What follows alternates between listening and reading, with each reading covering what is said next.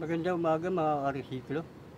Mayroon na naman po tayong alisin isang LED TV. Ang tatak niya Skyward. Ito. 32 inches. Paggawa po ito sa atin ng isang mabuting customer. Ang issue nito ay standby problem. Hindi siya nag-o-on. Subukan natin. Ito, saksa ko na.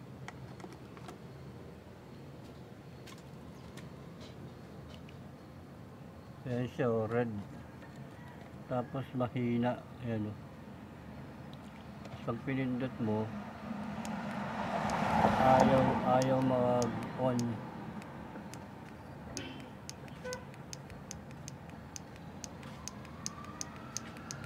Okay. Kaya binuksan ko na to eh. Kasi chinik namin to ng may-ari kung ano ba problema, baka may lumobo lang nakapasok eh, wala naman.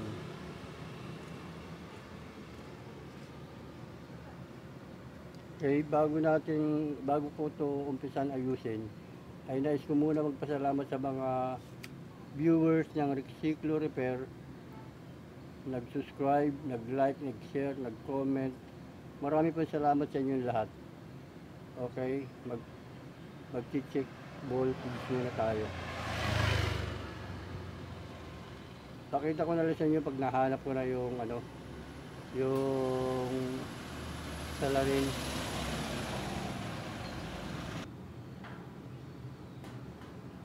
Okay mga karesiklo, mag-check voltage muna tayo. Hanapin natin yung 3.3, yung para dito sa sensor niya.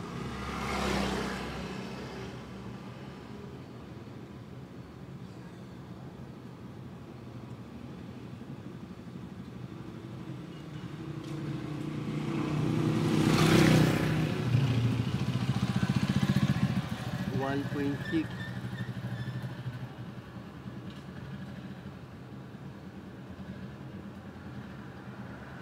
1.1.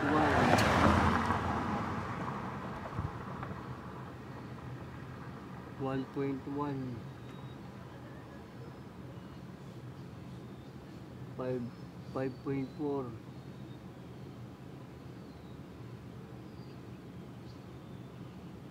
Ito 13.1, 13 volts. Ito yung 12 volts nya.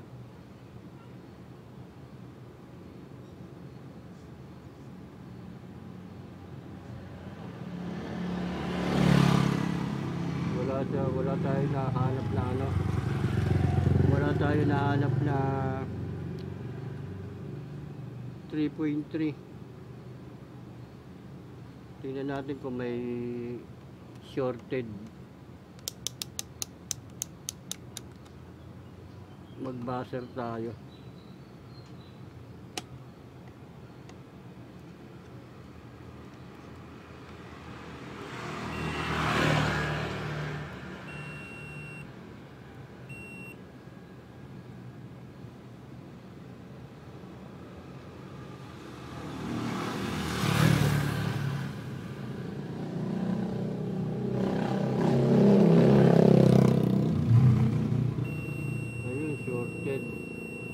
Ito may shorted nga.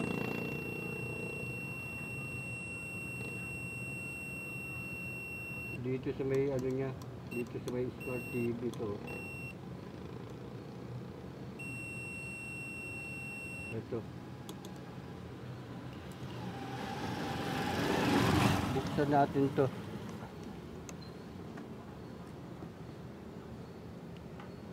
Ito, dito. Nandito sa loob yung sira nito. Buksan lang natin to. Tapos wala kasi tayong yung pang kung yung pampersa para masunog yung sirang pyesa eh. Pero dito naka-encounter na ako ng ganito eh. Yung mga ganitong problema na standby mode, tapos ganito siya Skyward, ganito yung gantong klase ang board niya. Dito ko lang din nahanap yung sakit, yung salarin. Kaya subukan din natin to. Okay, pakita ko na lang sa inyo pag nabuksan ko na to.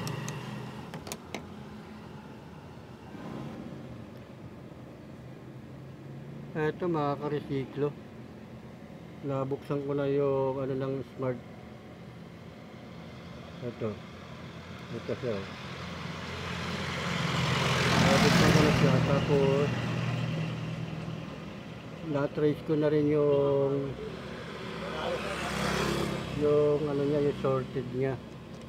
Itong number na to.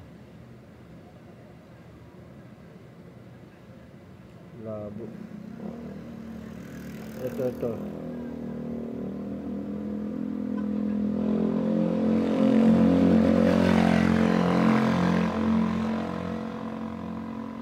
Itong capacitor na to ng SMD na maliit. Kaya nawala na yung shorted niya.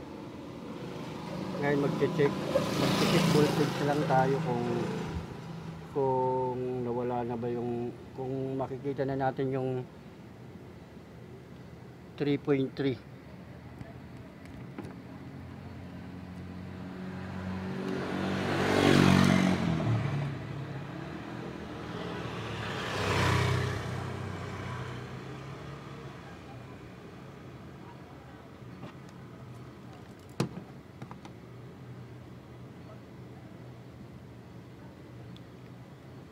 Mag-buzzer mode muna tayo. Tignan muna natin kung nawala na talaga yung shorted.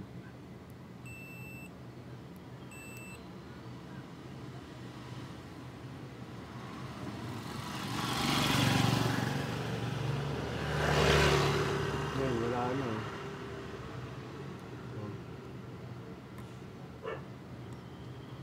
Nawala na yung shorted niya. Mag-check voltage lang tayo.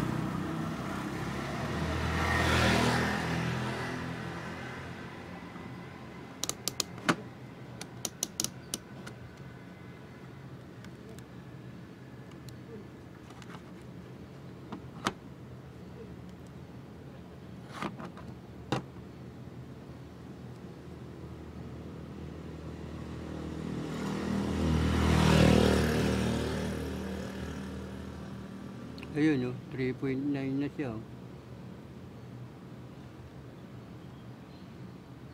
1.7 na to.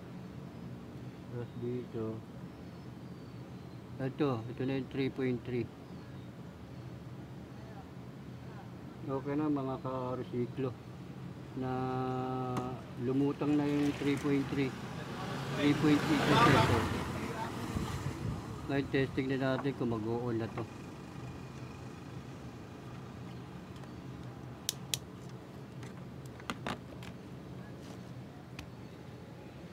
Ipa-power on na natin kung kasi ito yung indicator light niya.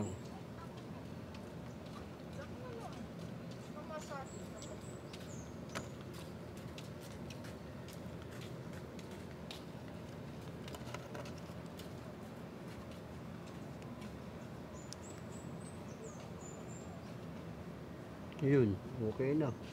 Yun na, milaw na yung backlight ko. Patayin ko ulit. Okay na siya mga ka-resiklo.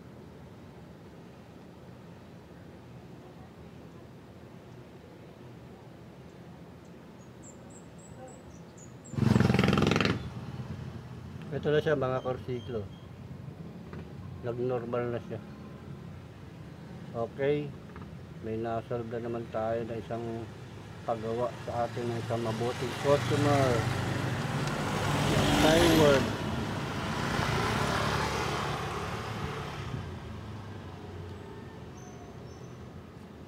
Nag-normal na siya. Kaya babalik ko lang to. Tapos tatakpan ko na siya para mag-final testing na tayo. Okay? Pakita ko na lang ulit sa inyo. Ito lang, dito lang ang naging salarin. Ito lang yung naging ano natin. Yung shorted, nawala na yung shorted niya.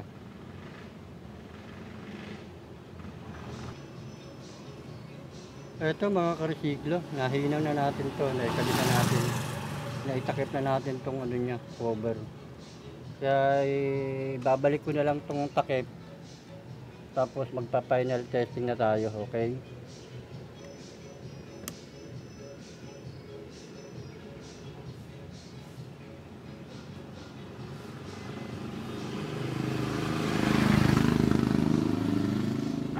Kadalasan lang talaga masira ito kasi napakaliit niya, napakaliit ng ano niya, yung resistor niya.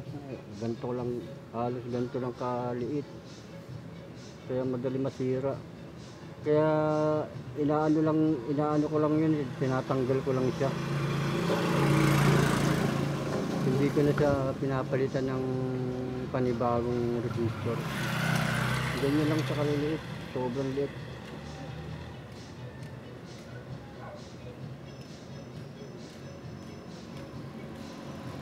Okay, tatakpan ko lang to. Tapos mag-final testing na tayo. Ito mga karisiklo, naikabit ko na yung takip ito. Yan. Yan siya. Ngayon magpa-final testing na lang tayo para tapos na tayo. Okay, sasaksak ko lang siya. Tapos ipa-power on natin kung okay na ba talaga siya. So, ito standby nyo.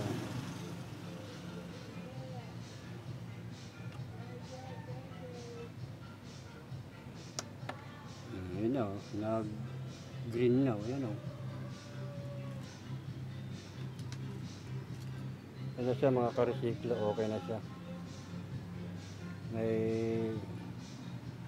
okay naman siya, maganda naman.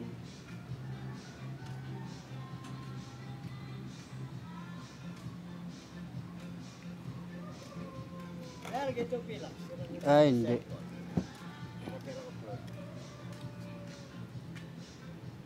Okay mga karisiklo, may natapos na naman tayo isang paggawa sa atin ng isang mabuting customer.